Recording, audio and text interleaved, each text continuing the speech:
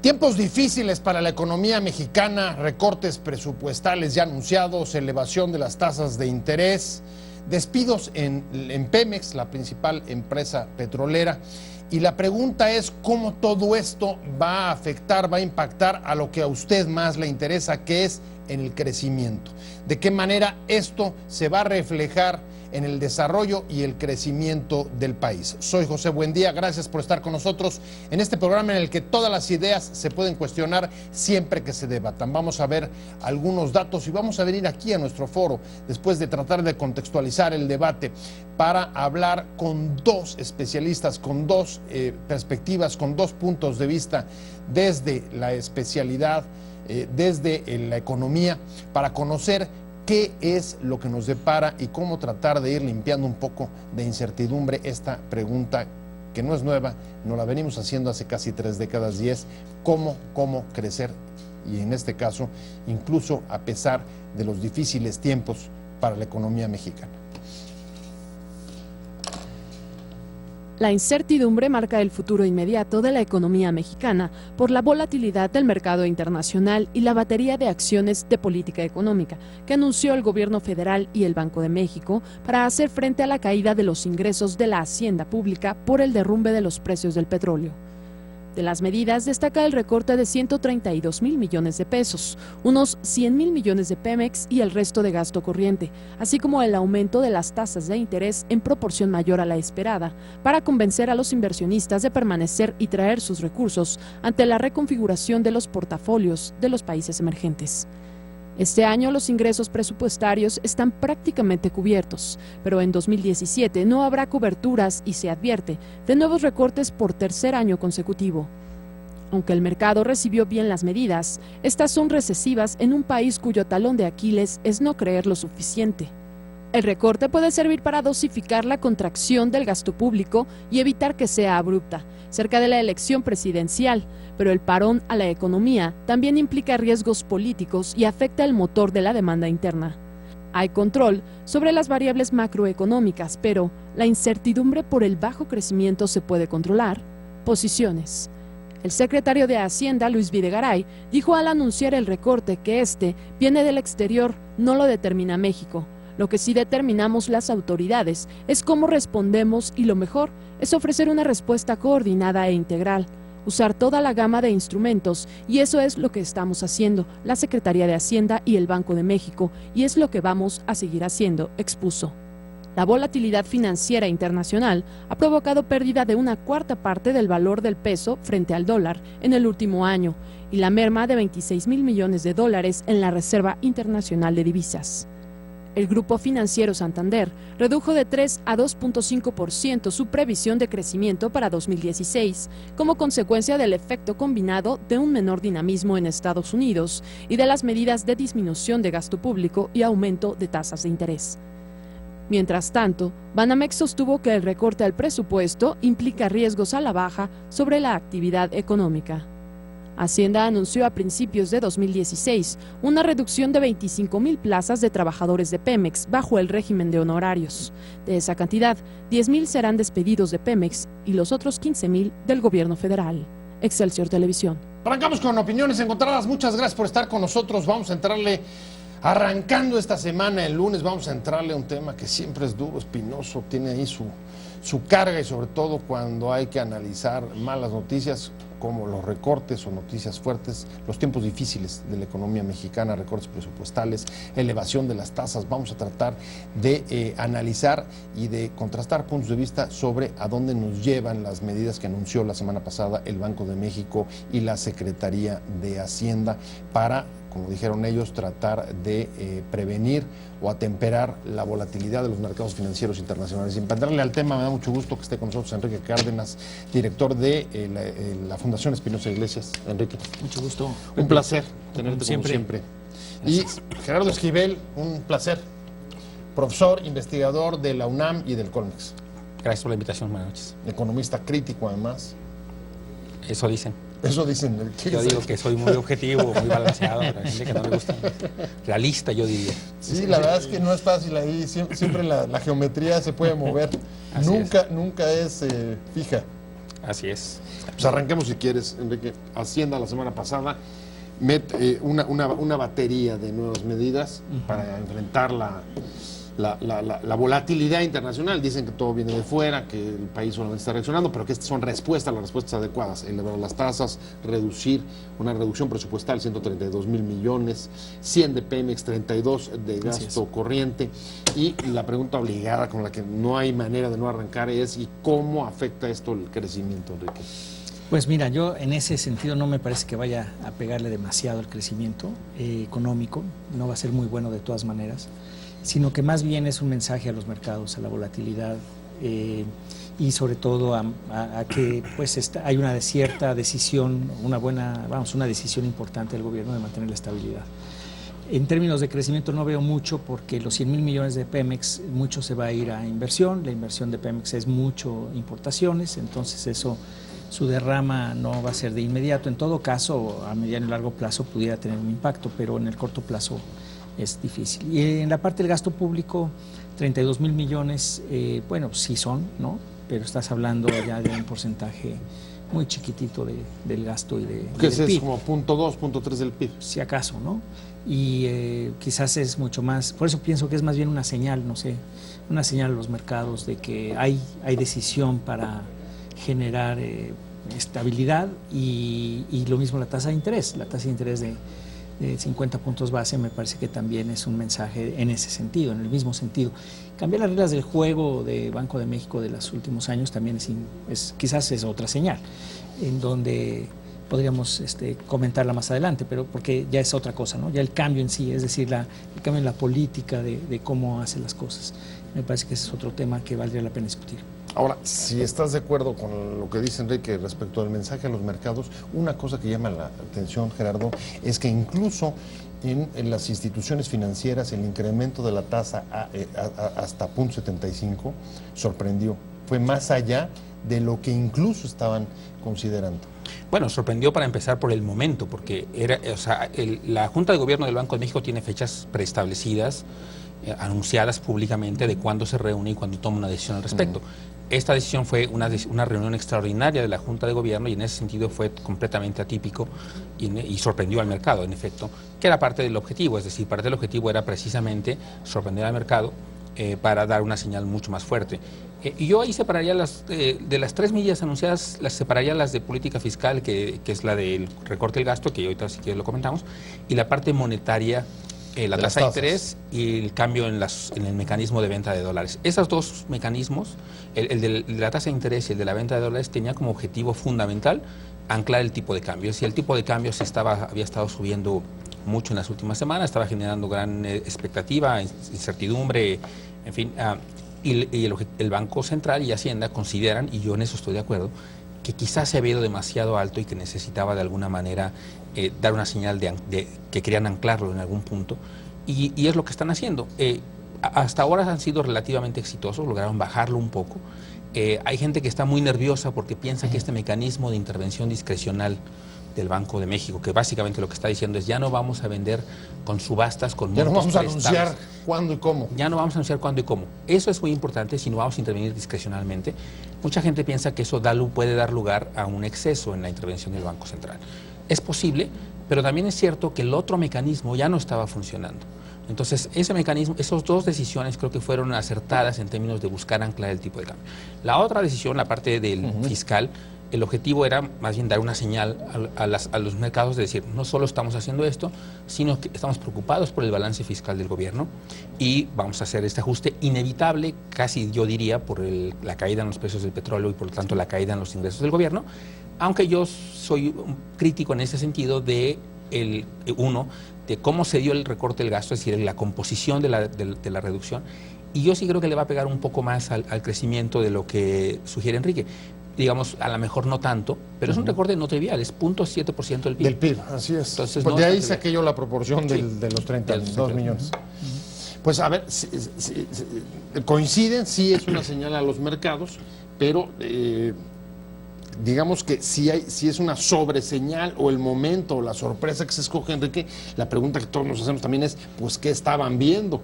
¿Cuáles son los riesgos que están viendo? Yo creo que en términos del mercado cambiario efectivamente se estaba viendo que se le estaba escapando que probablemente había cierto nivel de especulación. Estaba saliendo dinero del país, ¿no? Sí, y especulación tal cual, ¿no? Entonces, creo que todos estamos de acuerdo en que el tipo de cambio no debería estar tan alto. No hay razón fuera de esta especulación o de esta volatilidad internacional para que tenga ese nivel, pero fuera de eso, la verdad es que tampoco es para eso. Entonces, sí da la impresión que están respondiendo más bien a ataques especulativos que estuvieron ellos resintiendo. Les tomaron la medida, ¿no? Da un poco la impresión que les tomaron la medida de bueno, eso es lo que incluso ellos reconocieron, ¿no? Sí. Realmente. Sí, nos toman la medida y como dice Gerardo, pues toman una medida específica, va a ser más discrecional y demás. Sí, a uno le gustaría que no fuera así, pero por el otro lado, pues uno también puede entender que tampoco es para que el tipo de cambio esté tan elevado, ¿no? Venían diciendo que México había sido de los países que menos habían o que mejor librado habían salido de las turbulencias y la volatilidad internacional, a pesar de que en efecto el peso en los últimos meses sufrió una caída incluso superior a otras monedas, cerca de 10%.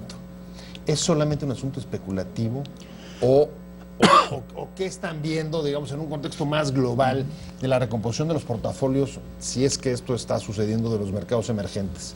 No, eso está sucediendo, digamos, eso no hay duda. Es decir, si hay un mecanismo de reasignación de los portafolios que se fueron a muchos mercados emergentes y que están regresando a lugares más seguros, ¿no? A Estados Unidos fundamentalmente, y eso explica la fortaleza del dólar respecto a casi todas las monedas en el mundo. Claro. Entonces sí se han depreciado muchas monedas en el mundo, incluyendo países que no parecen haber sufrido un choque significativo, pero es cierto que se han depreciado más las monedas de los países que se ven perjudicados sus términos de intercambio. Esto es, países que, por ejemplo, como México exportamos petróleo y que es importante para las finanzas públicas, le pega.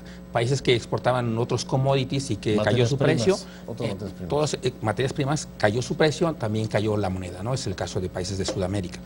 Entonces, pero sí México dentro de eso le había librado, digamos, y yo diría que en promedio, o sea, no diría que menos, peor que otros, ni mejor, promedio. Entonces, pero sí había un indicio de, primero, el tipo de cambio, ya cuando uno lo ve en términos reales, comparando los diferenciales inflacionarios y eso, sí estaba relativamente por encima de donde debía estar. Y segundo, sí había una preocupación más allá de si estaba bien o no ubicado, sí hay una preocupación muy natural de parte del Banco Central, que es que la magnitud de la depreciación ha sido tan grande que tarde o temprano le iba a empezar a pegar a los precios. Claro. Y la primera quincena de enero ya empezó a revelar eso, y había una preocupación muy genuina de que eso iba a empezar a ocurrir con mayor medida, y entonces tenía que contener ese mecanismo de transmisión del tipo de cambio hacia los precios al consumidor. ¿Dirían entonces, coincidirían en que la medida del Banco de México y de Hacienda fue acertada, fue oportuna, se dio en el momento preciso, no tenían otra cosa que hacer? Lo que dijo el secretario de Hacienda, no depende de nosotros lo que pasa afuera, pero sí las respuestas, y esta respuesta es la adecuada. ¿Coincidirían? Pues mira, yo te diría que no había de otra, tenían que hacer algo así. Si el momento es oportuno, pues no te puedo decir, quizás debió haber sido un poquito antes, ¿no? Más que tarde, porque efectivamente se fue demasiado lejos, o sea, el tipo de cambio llegó demasiado lejos, y las presiones en las empresas, que todo parece indicar que estaban usando inventarios para no pasar los aumentos en precios cuando se les sacan sus materias primas que importan, pues eso pues tiene que acabar. Entonces tarde que temprano va a haber algún tipo de golpe. Yo no estoy seguro que se vuelva inflacionario en el sentido que sea un aumento sostenido en los precios, pero sí quizás brincos, ¿no? Brincos así es como escalones, digamos. Vamos a ver qué tanto se puede controlar. Es sorprendente en realidad. Yo en alguna columna escribía que es sorprendente cómo con una caída del precio del petróleo de esta magnitud, que se parece incluso más, fue peor ahora que en el 1986, que cuando tuvimos una inflación de más del 100%, tuvimos una depresión del tipo de cambio arriba del 100 y pico por ciento y una caída del PIB enorme. Y ahora, bueno, pues nos quejamos y todo, pero como quiera la inflación pues no está desbordada, el crecimiento bajo pero es positivo, el déficit pues claro que es mucho más pequeño. En aquel tiempo se fue otra vez a 16% el PIB, recuerdo, el 86%. ¿Confirma la despetrolización de la economía? De la economía sí, no de las finanzas públicas. Sí, eso está. Y eso explica la otra parte de las medidas, que es la parte del recorte presupuestal, ¿no? Sí, ahí, bueno, no sé qué digas, digo, sí ha habido una despetrolización, entre comillas, a golpes, no porque esté cambiando la estructura, ¿no? Sí, no fue voluntario. No fue ni voluntario ni necesariamente permanente, porque... Nos tiraron de la hamaca, Enrique. Nos tiraron de... Lo que sí es que nos dejaron ir el IEPS, ¿no? O sea, eso ya como que quedó para quedarse, o sea, un impuesto al consumo de gasolinas, que sea un impuesto y que no se revierta a ser un subsidio, ¿no? Así es. Eso es, digamos, con lo que están un poco financiando hasta ahora parte del choque presupuestal, es decir, caen los ingresos por exportaciones, lo están sustituyendo con un precio de la gasolina mucho más elevado que el precio internacional. Entonces ahora estamos pagando un gran impuesto a la gasolina. No, está claro, o sea, el gobierno mexicano, a las arcas del gobierno mexicano le está conviniendo. Son dos efectos que se compensan en general. Yo creo que más o menos sale tablas en ese sentido, quizás pierde un poquito, pero cierto es que quien no le está conviniendo es al consumidor de gasolina, digamos, a los mexicanos en general. O sea, casi a toda la economía, ¿no? Porque estamos pagando un precio, digamos, mucho más elevado. Ahora, a mí no me parece mal que haya un sobreprecio de la gasolina respecto al precio internacional, pero sí me gustaría en todo caso que fuese más transparente. Creo que como está hecho ahora todavía hay un poco de opacidad en términos de cómo opera el mecanismo y por qué a veces era un subsidio y ahora es un impuesto. Y creo que eso es lo que a veces no le gusta a la gente, que no es claro qué está pasando con el precio de la gasolina, porque a veces sube, a veces baja, o a veces responde o no a las fluctuaciones del mercado mundial, ¿no? Sí, claro. Pues nos salió un poco caro, digamos que el retraso del que mencionaba Enrique, 26 mil millones es lo que invirtió el Banco de México para tratar de parar con las subastas el tipo de cambio sin conseguirlo hasta las medidas de la semana pasada, que en efecto han sido bien recibidas por los mercados. ¿Es apreciable ese dato o no? Bueno, yo creo que, digamos, era en la lógica anterior en la que las subastas estaban funcionando y entonces decidió seguir con ese mecanismo durante varias semanas, ¿no? Incluso meses. Anunció ese mecanismo de invertir $200 millones y luego diarios y luego los completó con otros $200 millones. Entonces ya era un gasto recurrente, $400 millones. Aparentemente el mercado le tomó la medida, se dieron cuenta que apostando contra la depreciación del peso, comprando unos cuantos millones de dólares, podían tener ganancias significativas los grupos que participaban en estas subastas, y entonces estaban empujando a la alza relativamente rápido el tipo de cambio. El Banco de México aparentemente se dio cuenta de este mecanismo y decidió cambiarlo por un mecanismo más discrecional donde trata de contener el tipo de cambio, y yo creo que lo ha logrado hasta ahora. Entiendo que ya bajó pues casi un peso, digamos, o sea, desde el anuncio cambia de estrategia respecto de los especuladores. Así es. Mira, yo no diría que es una pérdida de 26 mil millones de dólares de reservas. Hace un par de años criticábamos por qué el Banco de México tenía reservas tan altas, ¿no? Que para qué. Bueno, para eso son. Pues para eso son, para esto que acabamos de ver. Y pues no ha sido un mal negocio para el banco tampoco, y no va a ser para Hacienda. Al final de cuentas hay una ganancia ahí cambiaria. O sea, compró dólares a 13 pesos, a 12 pesos, lo está vendiendo a 18. Sí, no está mal. No está mal, como viste. Bueno, ya lo quisiéramos tú y yo, ¿no? Entonces, sí, no somos buenos especuladores. A veces es un problema. Cambiamos. Bueno, habrá que X. Bueno, entonces no ha sido en ese sentido tan malo. Más bien es en términos de mensajes, digamos, le vieron la cara un poco más allá de lo que deben haberlo hecho, pero yo no la la equipararía con una pérdida de reservas el problema, ¿no?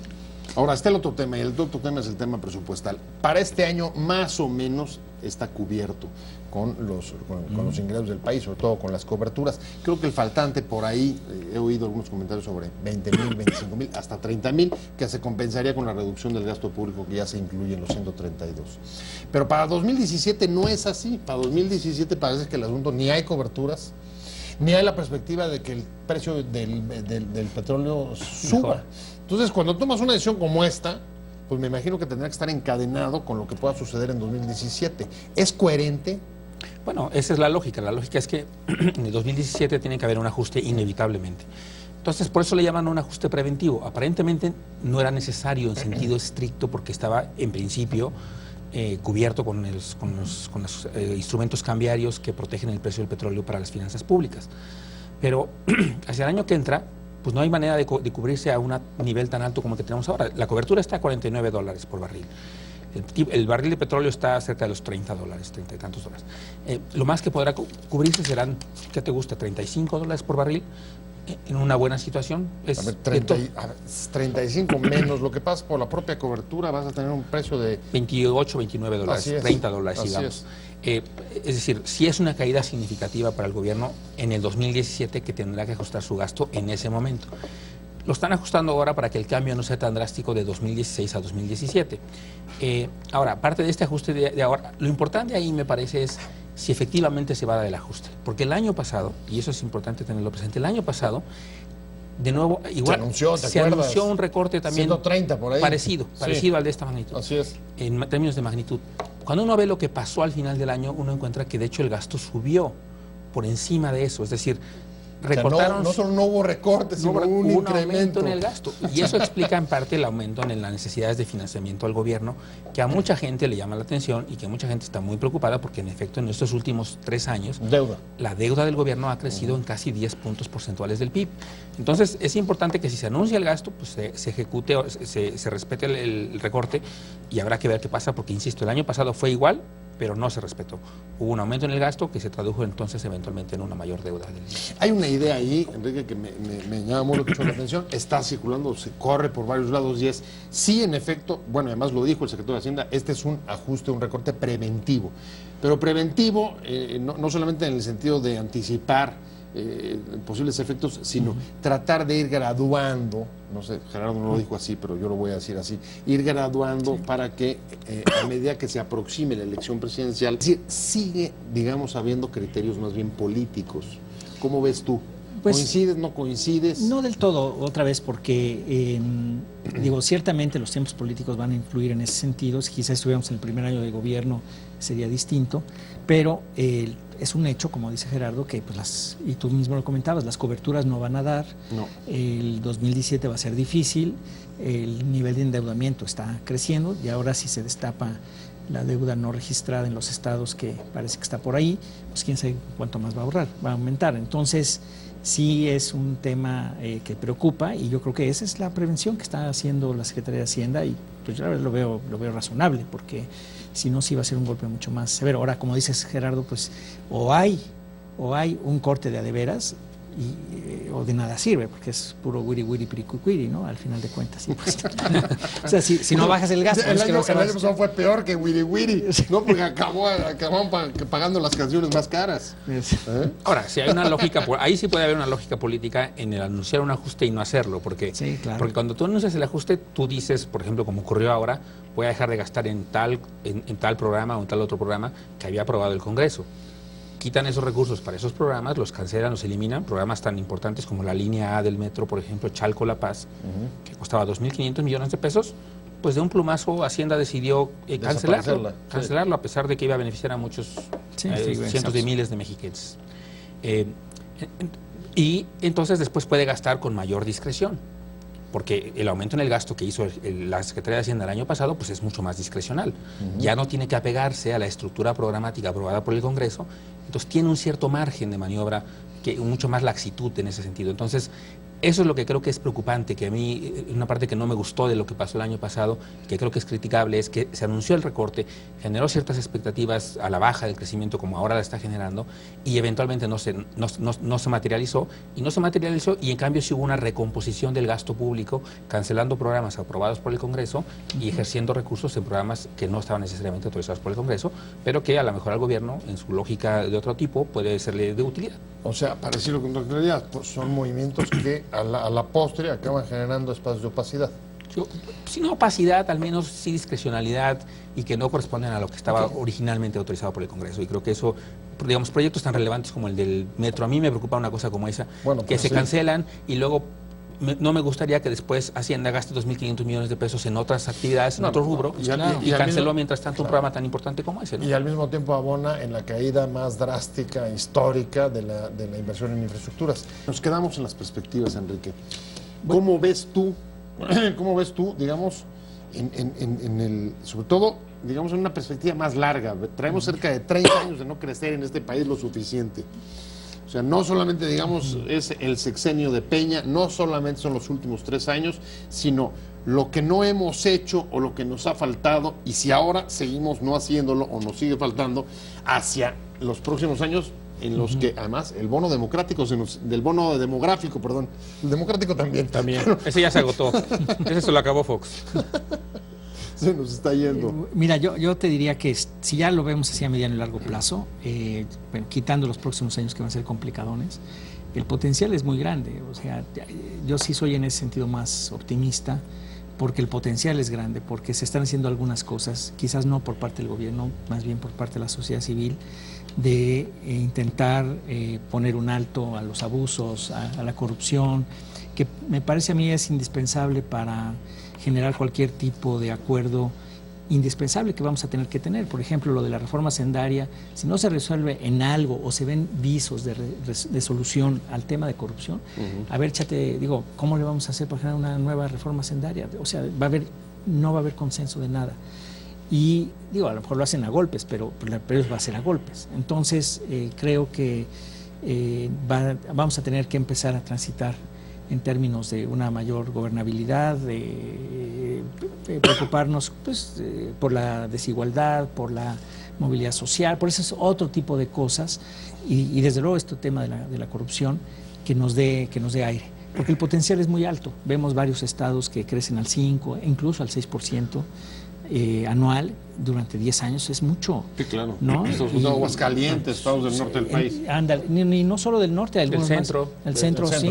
Querétaro. Ándale. Entonces, en realidad yo creo que hay un buen potencial, pero tenemos unas piedrotas ahí en el camino que no nos dejan avanzar y necesitamos un nuevo contrato social, lo hemos platicado aquí, creo que estaremos de acuerdo que necesitamos un nuevo contrato social y si no hay consensos básicos no lo vamos a alcanzar. Los esfuerzos, ¿no? Las actividades de la sociedad civil, ¿no? Con insistencia como 3x3, luchar contra la corrupción, yo creo que son bastante evidentes, pero ¿tú ves sensibilidad suficiente de la clase política para entender, por ejemplo, esto así de simple? Si vas a tener que hacer una reforma fiscal, pues vas a tener que cada vez, y además hay cada vez menos circulante en la calle, menos crecimiento, etcétera, o insuficiente, sensibilidad para entender que realmente hay que reformar de fondo el tema de la corrupción. No, desafortunadamente no en el gobierno, creo. O sea, en el gobierno no veo una sensibilidad en ese sentido. Me parece que no se han terminado de entender un poco, ni siquiera, ya no solo la preocupación ciudadana, ¿no? Sino ni siquiera los impactos que eso tiene en la economía. Es decir, lo que dice Enrique es muy cierto. La corrupción genera muchos problemas, mala asignación de recursos, hace que mucha gente se esté dedicando solamente a actividades, lo que se llama búsqueda de rentas, y eso distrae mucho el uso óptimo de los recursos. Y creo que no hay una conciencia en las autoridades de este país de los costos que eso ha representado para el desarrollo de la sociedad. Ese es por un lado. Por otro lado, tampoco me parece muy claro, y creo que el debate que se dio en su momento sobre el salario mínimo es muy ilustrativo de eso, tampoco me parece muy claro que hay una conciencia clara del tema de la necesidad de recuperar la capacidad de compra de los trabajadores y del mercado interno. Es decir, hay un problema histórico en el país de pérdida del poder de compra de los trabajadores y de la masa salarial, cómo se ha contraído, la capacidad de compra del mercado doméstico es muy baja y eso hace que dependamos enormemente del sector externo. Entonces tampoco hay una conciencia muy clara ahí. Se avanzó en alguna dirección, se logró la desindexación, por ejemplo, que era el momento creo que oportuno para decir hagamos algo para recuperar la capacidad de compra de los trabajadores mexicanos. No ocurrió así. Entonces yo veo una cierta insensibilidad en esa dimensión. Y pues llevamos ya 3 décadas efectivamente de bajo crecimiento y yo no veo a partir de esto cómo se pueda salir si no se asume todas estas demandas que se están haciendo en alguna parte de la sociedad civil en términos de combatir la corrupción, fomentar la transparencia, etcétera. Pero por otro lado, estas demandas que me parecen muy justas de fortalecer la capacidad de compra, de luchar contra la desigualdad, de promover la movilidad social, de combatir la pobreza, incluso de otras maneras distintas a como estamos combatiéndola, que es con esos programas sociales que también ya dieron de sí, quizá en alguna medida. Entonces, quizás estamos viendo también, digamos, que las leyes no son suficientes o no son varitas mágicas que todo te lo modifiquen. Y ahí tienes casos, está el caso de la desindexación del salario, ya no está anclado y eso no se ha movido. Falta voluntad política, pero no solamente ahí está también transparencia, una reforma constitucional, faltan otras leyes, pero tampoco ha servido, por ejemplo, para evitar fideicomisos como los que se están extendiendo en el país, comenzando por Puebla. Tú lo has denunciado, Enrique. Así es. Pues mira, justamente esa yo creo que es la solución. Yo soy optimista porque pienso que la sociedad civil debe de tomar. La pregunta si hay voluntad política o no, sí. Pues para mí empieza a tener cada vez menos importancia en el sentido de que tenemos que tomarla. Es decir, los ciudadanos debemos de tomar esa voluntad y empujar, porque si nos atenemos a que haya esa disposición, púchale, pues no vamos a pasar de primera base. O sea, que ni siquiera creen que hoy, por ejemplo, la disposición pueda partir de la idea de que sería más caro, va a ser más caro para el desarrollo, para la economía del país, cambiar que mantener los mismos patrones de conducta. No, pero se puede ver en todos los a muchos ámbitos, ¿no? Los escándalos de corrupción, las denuncias, los casos que están denunciados ahora con la Auditoría Superior de la Federación, pues son realmente escandalosos. Sí, las desviaciones de recursos en los estados. Y no parece, los estados, digo, mencionaste hace rato el fideicomiso de Puebla, que es muy opaco y que es totalmente, oscurece la magnitud de la deuda del Estado, que aparentemente es mucho más grande de lo que está Bueno, estipulado. es una privatización de ingresos públicos. Una privatización de ingresos públicos. Y luego tenemos casos como el de Veracruz, por ejemplo, que lo denunció la Auditoría Superior de la Federación, donde hay una cantidad enorme de recursos que no están justificados su gasto, que se le está pidiendo que los devuelva, que hay incluso, no amenazas, sino como conminaciones a que regresen esos recursos, porque si no, se iniciará un proceso de investigación que puede terminar en la cárcel hasta el gobernador, como lo dijo el propio auditor. En fin, y no veo que en esas autoridades siga habiendo, haya esa necesidad necesaria, dada la magnitud de los problemas, dada la magnitud, la reacción que está teniendo la sociedad civil, esta demanda de 3x3 que está de tan amplio alcance y empuje, era para que el presidente dijera, yo tomo eso y va a ser mi iniciativa referente, por ejemplo. Pues sí, pero pues no es el caso. todos la están esperando, todos lo están esperando, pero por lo pronto vamos a tener que esperar hasta mañana para seguir con este programa, porque el tiempo se nos terminó. Mañana me voy a meter justo a corrupción. Muchas gracias, Gerardo Esquivel, un placer haberte tenido aquí en Opiniones Encontradas, profesor investigador de la UNAM y del Colmex, y por supuesto Enrique Cárdenas, como siempre, un placer haberte tenido aquí, director de la Fundación Espinosa Iglesias. Y gracias. Te invitamos a seguir cuestionando la información con los siguientes videos.